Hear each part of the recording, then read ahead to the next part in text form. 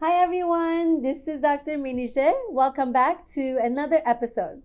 Today, I want to talk to you about 4 ways to solve a problem.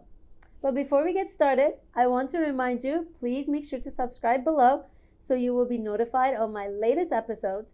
And if you have any questions or comments about today's topic, make sure to share them below and I will personally respond to you. So, let's get started.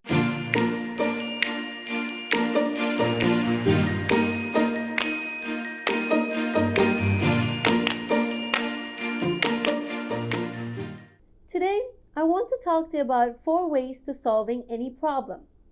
I know you're thinking, what is this 4 magical ways to solve a problem? Or you're thinking, come on, I'm sure there's more than just 4 ways. But according to DBT, Dialectical Behavioral Therapy, founded by Marsha Linehan, there are just 4 ways to solving any problem. Before I share with you what those are, I want to talk a little bit about problems we've been having in our lives. In 2020, quarantine has brought on new problems to our lives that we weren't expecting, we weren't anticipating. Now we're finding it harder to find a balance between our personal life and our work life when we are working from home. Now we have the stress of homeschooling our kids. We have the stress of finding ways for them to socialize and keep up with their peer relationship. These are all problems that we weren't anticipating, we weren't expecting. And sometimes, even if the problems aren't so unfamiliar, there's still inside of us a voice that wishes we get to a place in our lives where there's no problem. We think that if we can just get to this magical place where there's no problem in our lives, we will find happiness and peace. But the fact is, that's never going to happen, right? Life is full of ups and downs, and life will bring some problems. Life has victories and happy times, and it has stressful times with full of problems. What I want to talk to you about is how you're responding to problems in your life, because the way you are responding, managing, dealing with problems can actually increase or decrease your emotional pain. The way you respond to problems can actually make your emotional suffering go up or down. So I hope these 4 ways that I'll be sharing with you on how to solve a problem can help you regulate your emotional distress when you're dealing with a difficult time. So here we go. These are 4 ways to solving a problem from DBT, Dialectical Behavioral Therapy. First way, solve the problem. I know that sounds easy, but there are a few things to consider when you're looking for a solution to your problem. Number 1 thing to do is define the problem. I mean, define what it is that you find problematic from a non-judgmental, objective, measurable ways. And sometimes we, as you know, define the problem by it's her fault, it's his fault, the other person's fault. And there is that you game, the blaming that you do, that is not an objective, non-judgmental way of defining the problem. So the first thing is define what the problem is.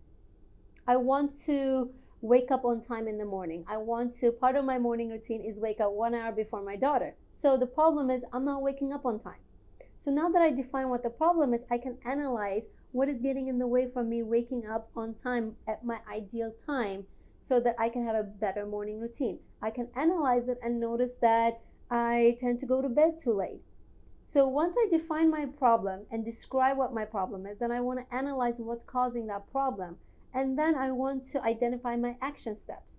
So I want to start changing my evening routine where I'm going to bed more on time, that I'm more likely to get up on time the next morning.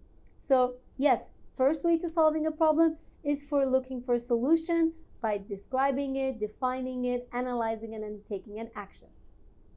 Second way to solve a problem is changing your perception.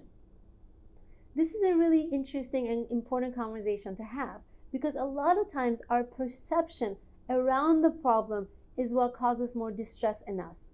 We think to ourselves, this shouldn't happen, this is too much, rather than asking ourselves, how can I break this down? How can I ask for help? So you see, perceptions like this shouldn't be happening creates a lot more resistance and refusal to find a solution. So we want to maybe find ways to change our perceptions. Here's a quote that I've been seeing online about the quarantine. I am stuck at home. When I have that perception that I am stuck at home, then I am feeling more resistance, I'm feeling more lonely, I'm feeling more hopeless, or I'm feeling more frustrated about everything that's going on. So you can change your perception from I am stuck at home to I am safe at home. Now with this perception, you are more likely to tolerate the quarantine, the lockdown that was probably out of your hands, out of your control. Another one is I'm working from home. I know that sounds like an innocent thought to have, but the truth is we're actually at home during pandemic trying to work. So you see, when I say I'm at home working, I'm actually disregarding how overwhelming it is to be doing everything at home, to be homeschooling, to be working, trying to have my personal time at my house. When I reframe it, when I change my perception to I am at home during pandemic trying to work, I am at home during pandemic trying to homeschool my kids, then I can actually validate my experience and really remind myself that I'm going through a pandemic. This is not going to be a perfect homeschooling experience, and this is not going to be a perfect work experience. I'm just going to try to do my best.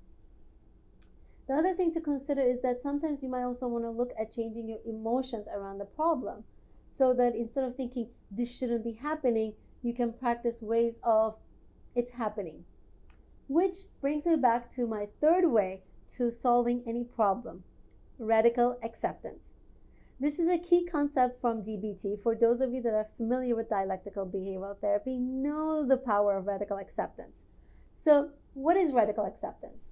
Radical acceptance means wholeheartedly and radically accepting a situation. It's pretty much saying this situation is what it is.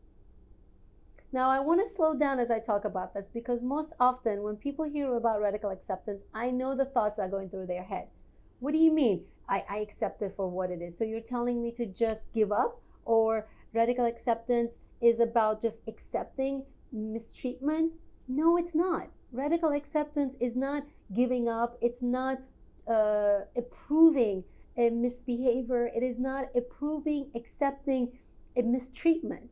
It's about acknowledgement and recognition that what has happened a minute ago even.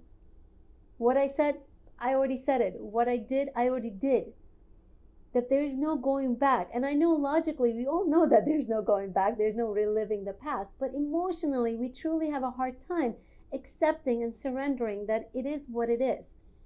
And the key thing about radical acceptance is once you get to accept the current situation for what it is, then you are more likely to find the changes that you want to make. You are better equipped to find the healthy changes you want to make once you make the radical acceptance. And that is the third way of dealing with a problem: radical acceptance. So I want to share with you the fourth way of dealing and solving any problem. And that is stay miserable. Yep, that's right. Staying miserable is actually one of the options. And the truth is, you and I both have probably done that, guilty of sometimes staying miserable in the midst of a problem. What does staying miserable mean? And I want to explain that staying miserable is not same as feeling angry, because you have the right to feel angry or frustrated or overwhelmed. And staying miserable is not the same thing as processing your thoughts. Staying miserable is when you are constantly ruminating and going in circles and dwelling. Or worse, staying miserable is playing the victim.